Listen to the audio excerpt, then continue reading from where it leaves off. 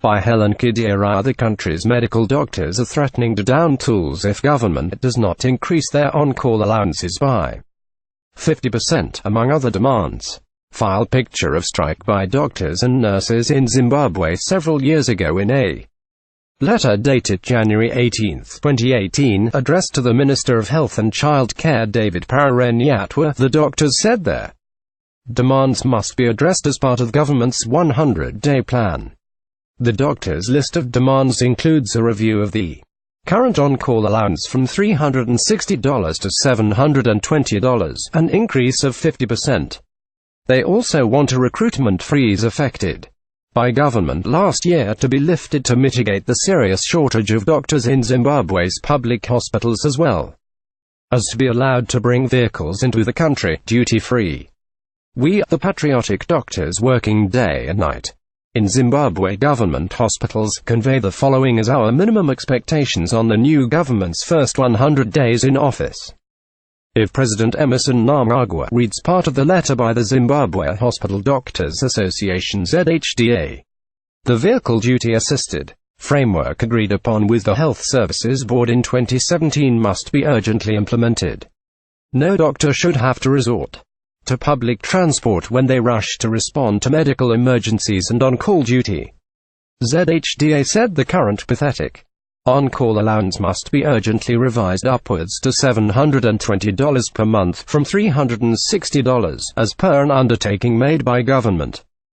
In 2014, the blanket freeze for recruitment of doctors and other health workers must be urgently scrapped.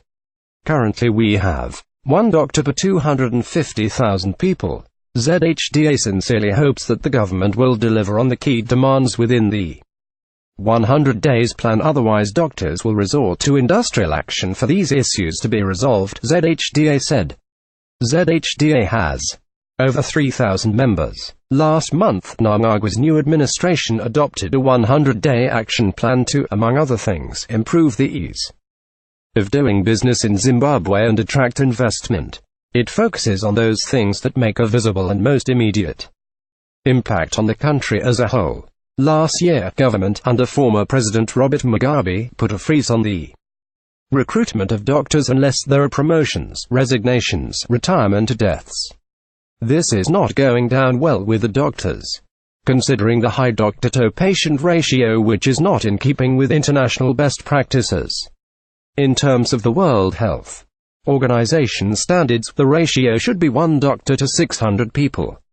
The doctors are also demanding that a vehicle duty assisted framework agreed upon with government in 2017 should be implemented urgently to enable them to respond to medical emergencies tirelessly. In an interview with the Daily News, ZHDA President Edgar Munatsi said they were hopeful the new government will heed their call. Last year, when we demanded that the on-call allowances be reviewed, we were only given a $72 increase. When we saw that government was not doing anything to change the situation, we just compromised with them and continued with our duties. Now that we have a government, we need some of the promises from 2014 to be fulfilled, he said. The doctors have previously embarked on industrial action to press government to improve the conditions of service. Last year, they spent more than 3 weeks on strike, demanding that the 2014 salary review demands be addressed. The turbulent industrial relations have conspired with a harsh economic environment to worsen the state of the country's healthcare facilities, which are in dire need of a revamp.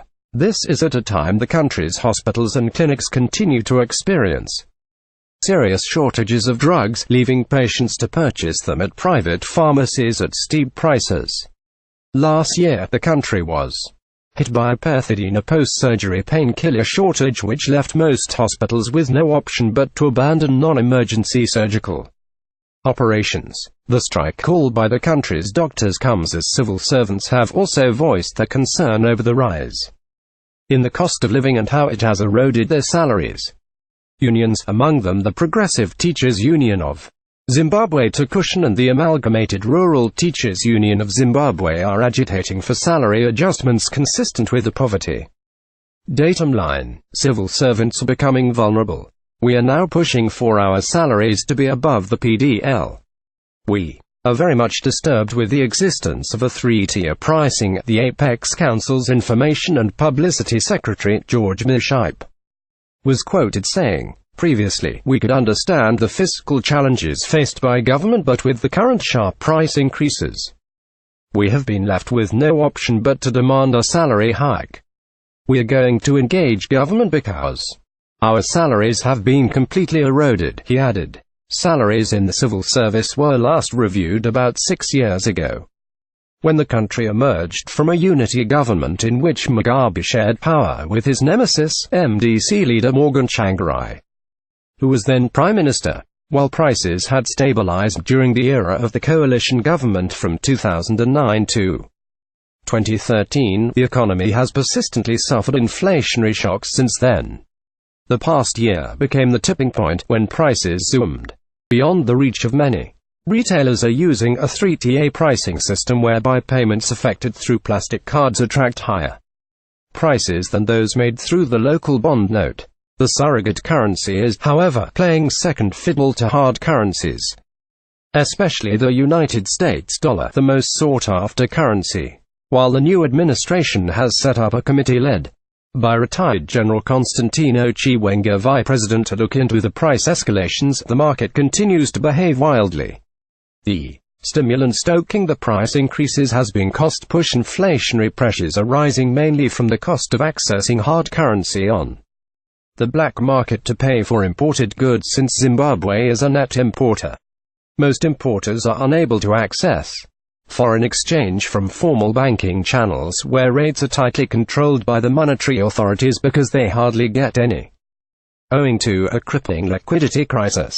As a result, they are scurrying for foreign exchange on the black market, where they obtain it at a heavy premium which is passed on to the consumer. Daily News.